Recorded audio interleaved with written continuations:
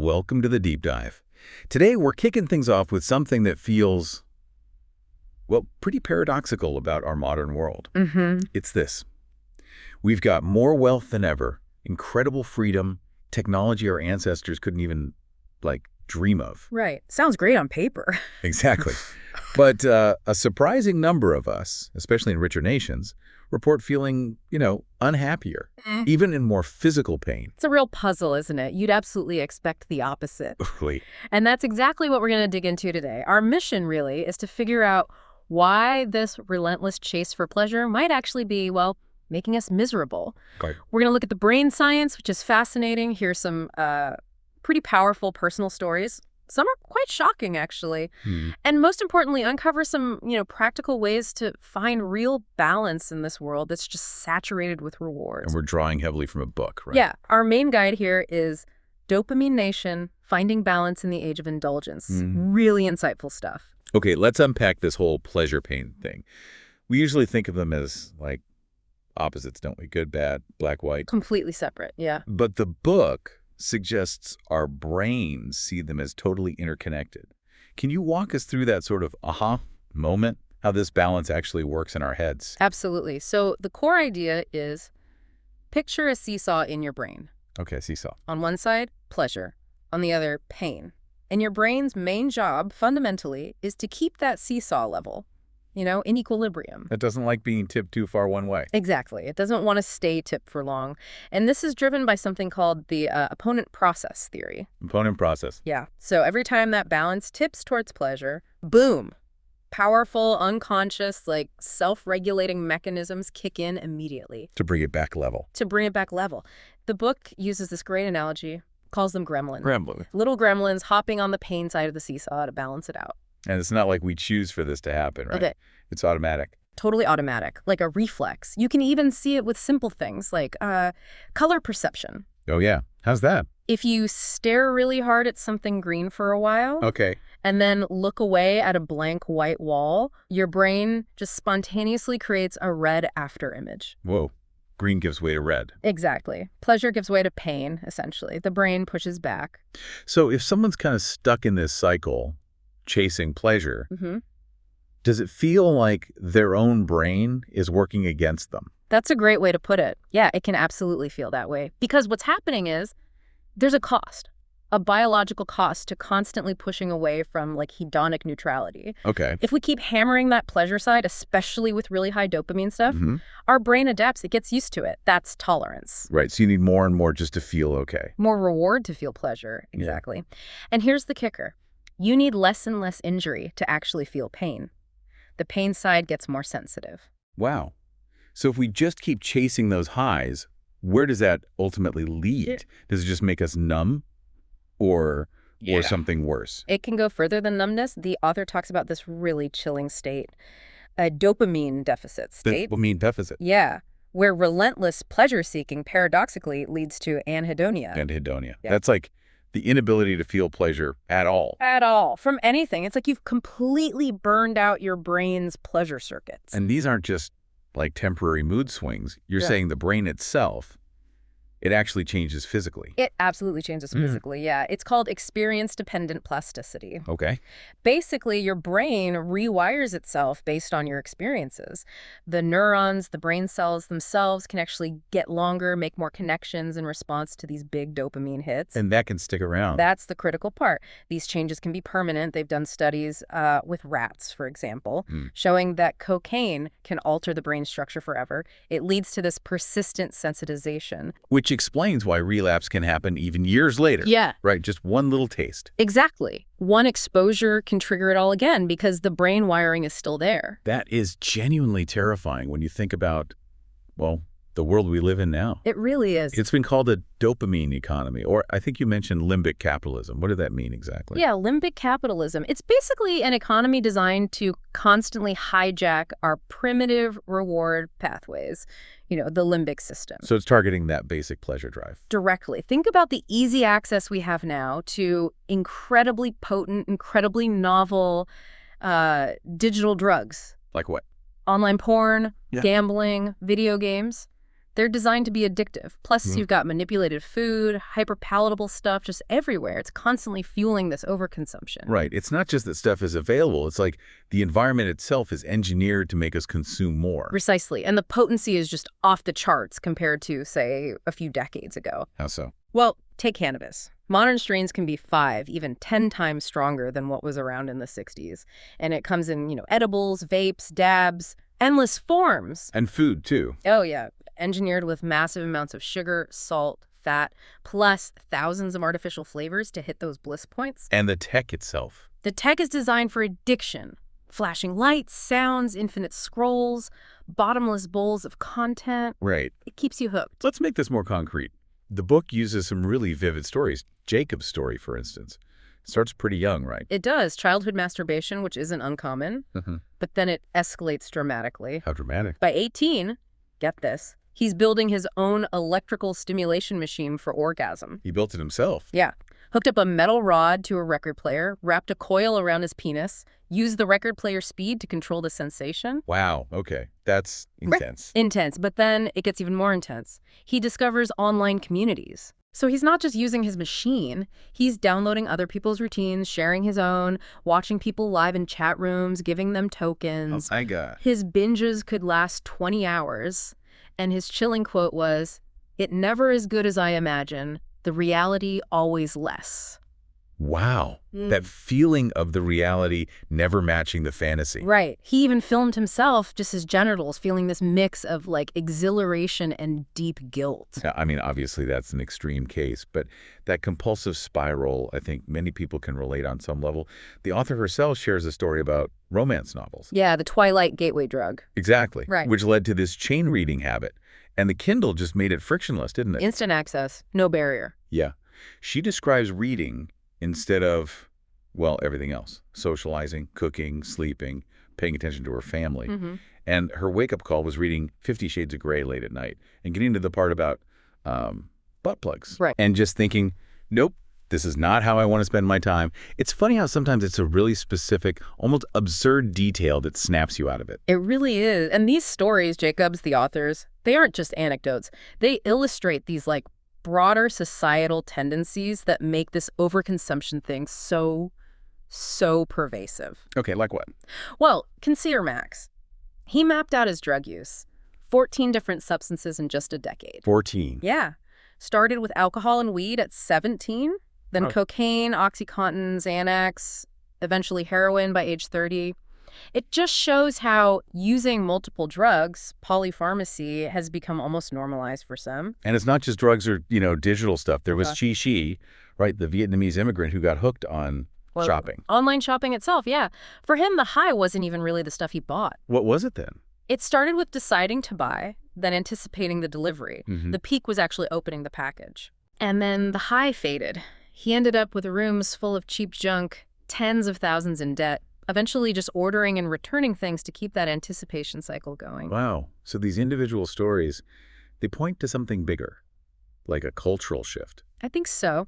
The book argues that the pursuit of personal happiness has become this dominant idea, almost crowding out other ways of thinking about a good life. Even things like helping others. Even altruism sometimes gets framed as just another strategy for your own well-being. It's this God within idea. Self-realization is the ultimate goal, and the main moral compass is just, if it feels good, do it. And that affects how we raise kids, too. This idea of an over-sanitized and over-pathologized childhood. What's that about? It's about trying to shield kids from any adversity. Everyone gets a trophy, star of the week for all, creating safe spaces for everything. The intention is good, presumably. Of course. But the potential downside is that kids might become more afraid of discomfort, less able to tolerate frustration or failure because they haven't practiced it. Right. There's this 19-year-old patient, Kevin, who just perfectly summed it up. I do whatever I want, whenever I want. Yikes. Wouldn't go to school, couldn't hold a job. And his parents were terrified of stressing him out by actually setting limits. It makes it really hard to build resilience.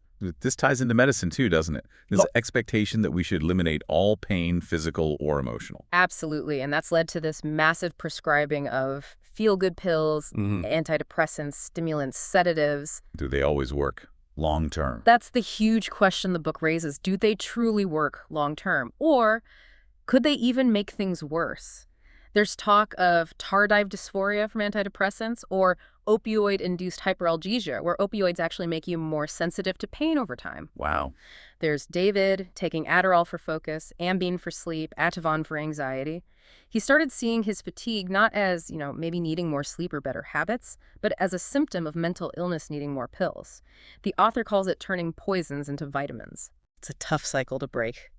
And then you add in just the constant distraction we face. Oh, absolutely. Mass media, all this unreal content, and just our phones constantly buzzing. There was Sophie, the Stanford student. Right. Plugged in almost constantly. Her therapist challenged her to just walk to class without headphones, without her phone. She found the boredom terrifying at first. Utterly terrifying. But then she started noticing the trees. Huh. Boredom as an opportunity. Exactly. But we're so quick to escape it, and all this distraction, this focus on the immediate, it shrinks our temporal horizons. Meaning we value now way more than later. Way more. Studies show drug users have dramatically shorter future horizons than non-users. Even poverty correlates with valuing immediate rewards more highly. Which makes sense, right? If your present is precarious, the future feels uncertain. And in a world full of cheap, easy dopamine hits. It's no wonder poverty is a risk factor for addiction. And paradoxically, having more free time isn't always helping either. Right, especially for, say, underemployed young men. More leisure time can mean more boredom, which often gets filled with more dopamine consumption, like video games, which have seen a huge uptick. Even work itself could be the drug. Totally. That flow state, deep concentration, it's a powerful dopamine hit. You see it in Silicon Valley. But the downside is it can pull people away from real human connection. Okay, so the picture is maybe a little bleak. Our world is kind of set up to push us towards overconsumption. How do we fight back? How do we find balance? The book offers some really practical, powerful strategies. One of the absolute keys is something called self-binding. Self-binding, like tying yourself to the mast. Kind of. It's about willingly, intentionally creating barriers between yourself and your drug of choice, whatever that is. It acknowledges that willpower alone, well, it often fails when you're deep in compulsion. So you set the barrier before the urge hits. Exactly. You bind yourself when you're thinking clearly. What are some good examples? The book had some pretty creative ones. Oh, definitely. Spatially, you've got Jacob, who was told to literally pack up his machine parts and take them to the dump somewhere. He couldn't just go get them back easily. Makes sense. People call hotels ahead of time. Please remove the minibar, take the TV out of my room. Someone even put their iPad in a bank safety deposit box. Wow. Okay. That's commitment. My favorite, though, is Oscar. He tried locking his booze in a file cabinet, but he figured out how to uncork a bottle through a tiny half-inch opening using long-stemmed pliers. Oh, wait. Which just shows the power of compulsion. It led to the idea of things like the K-Safe, basically a timed lockbox for your phone or cookies or whatever. So sometimes you need truly impenetrable barriers. Sometimes you do. I mean, my version was getting rid of my Kindle entirely, less extreme, but it worked for the romance novel thing, just making it harder to get the next fix. That's a perfect example of a spatial and technological barrier rolled into one. Making yourself go to the library introduces friction. And there are time-based strategies too, right? Chronological binding. Yeah, setting time limits, like I only do this on weekends, or never before 5 p.m., or setting milestones. Does that actually work? Well, think about those rat studies. Rats given cocaine access for just 1 hour a day didn't escalate their use nearly as much as rats who had access for 6 hours. Limited access helps. So even just tracking your screen time could be a form of self-binding. Absolutely. Just the awareness can be a starting point. And then there's pharmacological self-binding, using medication. Right, like disulfiram, antabuse, for alcohol. The beauty of it is you only have to make the decision once a day, take the pill. Because you know if you drink on it, you'll get violently ill. Takes the moment-to-moment struggle away. Exactly. It leverages that future consequence. There's even a genetic mutation, common in East Asians, that mimics this effect naturally. But self-binding isn't always enough, is it? Or can it backfire? That's a really important point. It's not a magic bullet. Remember Emily, she had bariatric surgery for food addiction and then developed an alcohol addiction. It highlights that you often need to address the underlying reasons for the addiction, not just block one substance or behavior. So you can't just swap addictions. Right. And willpower is still part of the equation, but self-finding is about creating a structure that supports your willpower, that makes the healthier choice the easier or sometimes the only choice in the moment. Okay, so beyond binding yourself, the book offers a really practical framework for recovery. It uses the acronym dopamine. Can you break that down? Sure can. So D is for data. Data, like tracking. Exactly. Gathering detailed information. What are you consuming? How much? How often? When? Where? Delilah, a teenager struggling with cannabis, she actually mapped out her whole day. Wax pen hits before school, blunts at lunch, bong rips after school, concentrates before bed. Seeing it all laid out is the first step. You need to know what you're dealing with. Okay, D for data, then A. A is for abstinence, and this is really, really key. Why abstinence? Can't people just cut back? For many, especially with more severe issues, a period of complete abstinence, usually at least 4 weeks, is crucial. It gives the brain's reward pathway a chance to reset, to heal. 4 weeks minimum. That's the general recommendation. Nora Volkow's brain imaging studies showed dopamine levels are often still below normal even after 2 weeks clean. Wow. And there was a study on men with both alcohol addiction and depression. After just 1 month sober, 80% of them no longer met the clinical criteria for major depression. 80% just from stopping drinking. Just from stopping drinking. It shows how much the substance itself can drive the mood issues. Abstinence helps you see the real cause and effect. And avoids just swapping one addiction for another, right? Cross addiction. Critically important. You have to avoid just substituting one high for another. Okay, DA. Next is M. M is for mindfulness. Which isn't just meditation, right, in this context? Right. It's about learning to observe your thoughts, your emotions, your physical sensations, especially the uncomfortable ones during withdrawal, without immediately reacting or judging them. So just noticing the craving, the anxiety. Noticing it, tolerating it, understanding it's temporary, rather than instantly trying to escape it with the substance or behavior. Remember Sophie walking to class? Yeah, finding boredom terrifying. But eventually noticing the trees. You mentioned something similar when you gave up the romance novels. That existential terror. Oh yeah, that initial voice. It shifted, right, to an opening up of awareness. That's mindfulness in action. Sitting with the discomfort until it passes or transforms. Okay, DAM, I is next. I is for insight. This is what often emerges from that period of abstinence and mindfulness. What kind of insight? The clarity hits. You start to see how the addictive behavior wasn't actually solving your problems, but was likely causing many of them. Oh, okay. Remember Delilah, the cannabis user? After a month off, she had this huge realization. I did not see weed as a problem, but now that I've stopped smoking, I realize how much smoking was causing anxiety instead of curing it. That's powerful. Seeing it clearly for the first time. It's a total shift in perspective. Yeah. Okay, DAMI. NN is for next steps. So after that initial abstinence period, you need to decide what comes next. Which is basically keep abstaining or try to moderate. Exactly. Continued abstinence or attempting a planned return to moderate use. Is moderation actually possible? It's controversial. The book suggests it can be possible for some people, especially those whose addiction wasn't as severe or long-lasting. But it also cautions that for many, especially with severe addiction, attempting moderation is often just a fast track back to relapse. So it depends on the person and the substance. Very much so. There's no one-size-fits-all answer here. Got it. And finally, E. E is for experiment. Recovery isn't usually a straight line. Right. This stage is about understanding. It's a process of trial and error. You figure out what strategies, what boundaries, what level of use, if any, works for you to maintain that healthy dopamine balance long term. It requires patience and ongoing effort. So self-binding, the dopamine framework. These are tools for managing consumption. But the book then goes somewhere really surprising, the power of embracing pain. Yeah, this is where it gets really counterintuitive but fascinating, the idea of hormesis. Hormesis, what is that again? It's basically the concept that a moderate amount of stress or challenge something that's initially unpleasant or even slightly damaging can actually trigger beneficial adaptations, making you stronger and more resilient. Like the saying, what doesn't kill me makes me stronger. Precisely. That's hormesis in a nutshell. Applying it to our biology. Okay, so how does this work in practice? Cold therapy is a big example in the book. Ice baths. Sounds awful. It does sound awful. But take Michael, this wealthy Silicon Valley guy struggling with cocaine and alcohol. He stumbled onto ice baths. Oh. He said the first few seconds were pure pain, his body just screaming. But then this feeling washed over him exactly like a drug. Incredible. And he'd feel great for hours afterwards. Wow.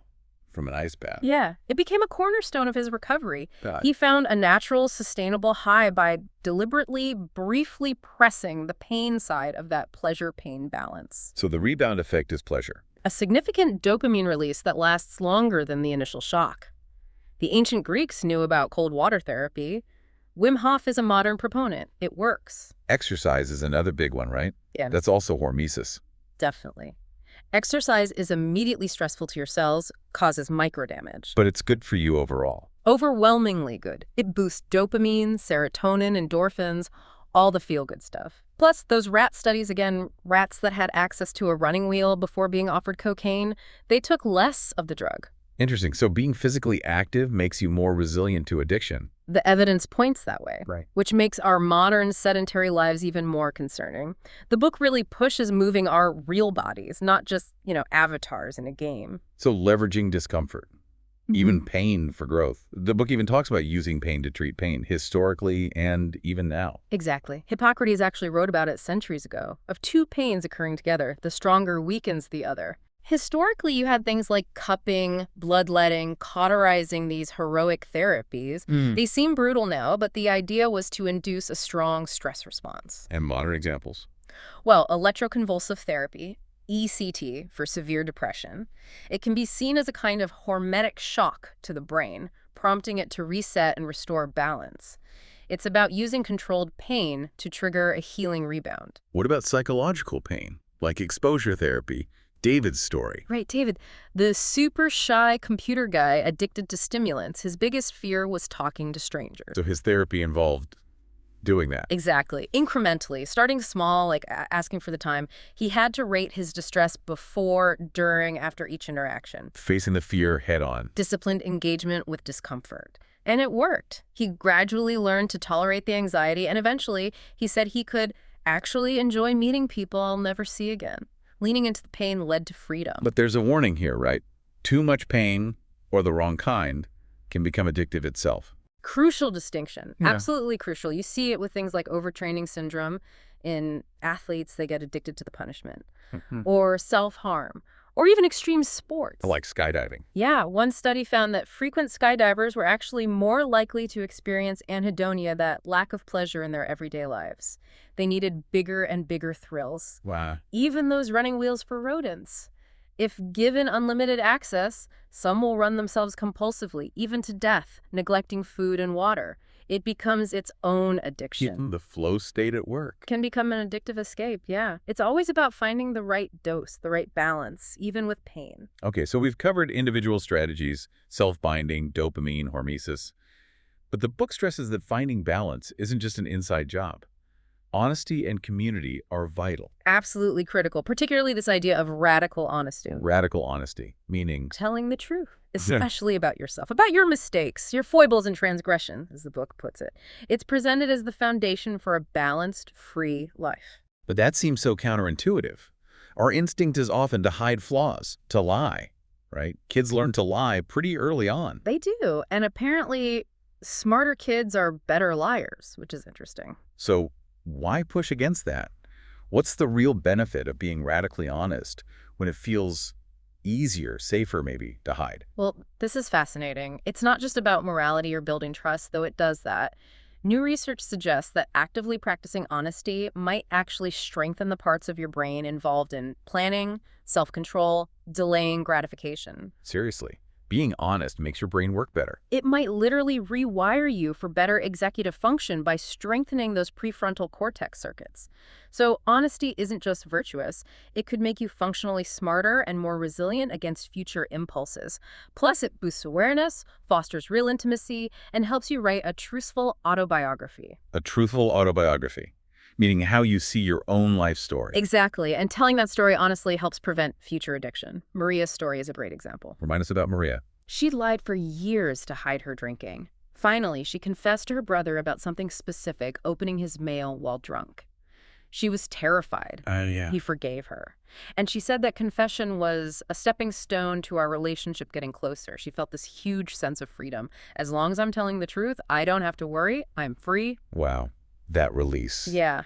And Drake's story, too, the DUI charge. Right. His lawyer said plead not guilty. Standard advice. Standard advice. But Drake remembered a lesson from his dad about always telling the truth no matter what, so he stood up in court and pleaded guilty. That takes guts. Huge guts. The consequences weren't easy: fines, classes, had to repeat them in another state, but he said it felt liberating. His lawyer even refunded his fee out of respect. Drake felt that moment put him on another path.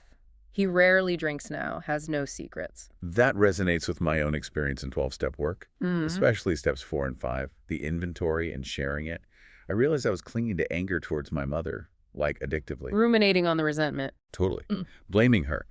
But going through the steps forced me to look at my part in it, my contributions to the conflict.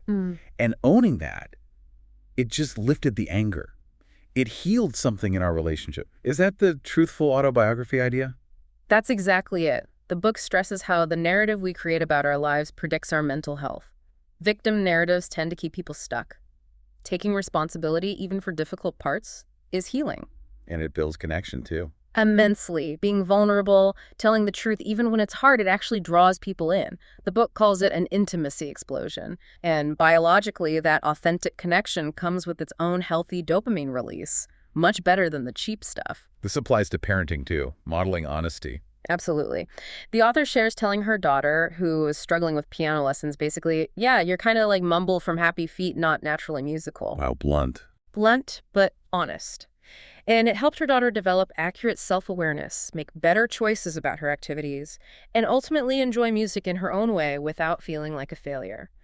It fostered accurate self-appraisal. Okay, honesty is key. The other piece is community, but specifically this idea of pro-social shame. That sounds tricky. Shame is usually bad, right? It is tricky, but the distinction is vital. There's destructive shame, the kind that makes you hide, isolate, lie more, and often just perpetuates the behavior you're ashamed of. Okay, so what's pro-social shame? Pro-social shame is what happens when shame is met not with rejection, but with acceptance and guidance within a supportive community. It's that uncomfortable feeling that motivates you to make amends, to align with the group's values, to change for the better. It leads to belonging, not isolation. And Alcoholics Anonymous is the prime example here. It's a fantastic model. AA is explicitly a no-shame zone about the identity of being an alcoholic. Yeah. Huge acceptance there. But there is expected shame if you're not genuinely trying, if you have a half-hearted pursuit of sobriety. So shame is attached to the effort, not the condition. Exactly. And AA's structure, its rules like having to reset your sobriety date after even a single drink might seem harsh, but they serve a purpose. Which is? They maintain the integrity of the group. They create what economists call club goods. The rewards of belonging are high because the standards are clear. It weeds out free riders and strengthens the commitment of the members. The strictness enhances the value of belonging. Lori's story really highlights the difference, doesn't it, between destructive and pro-social shame. It really does. In her church, when she tried to talk about her struggles, she was basically told to just pray more, keep it quiet, don't burden others. Yeah. That led to intense isolation, destructive shame. And then she found AA. And in AA, she could be completely honest about everything, the good and the bad. She felt seen and accepted. Her quote is so powerful. "They know the real me. I belong." That's pro-social shame leading to healing and connection. And the author applies this to her own family, creating family club goods. Yeah, by fostering radical honesty as a family norm, and also by setting clear boundaries and expectations, like restricting smartphone access until high school.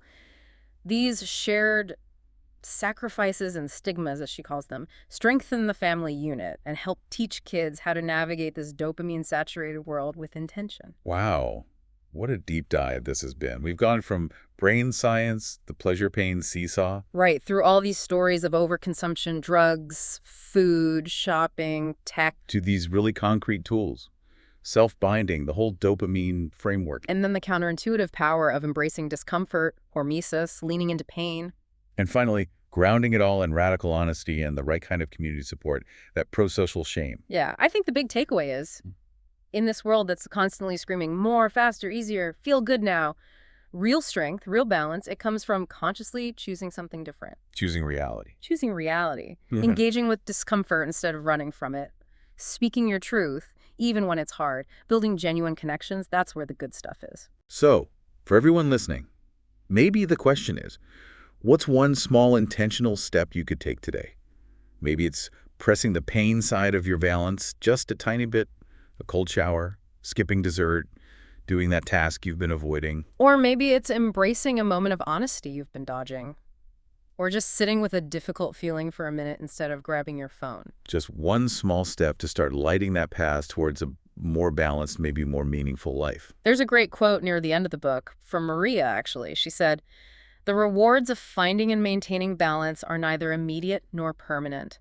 They require patience and maintenance." It's ongoing work. Ongoing work. Recovery is like that scene in Harry Potter when Dumbledore walks down a darkened alley lighting lampposts along the way.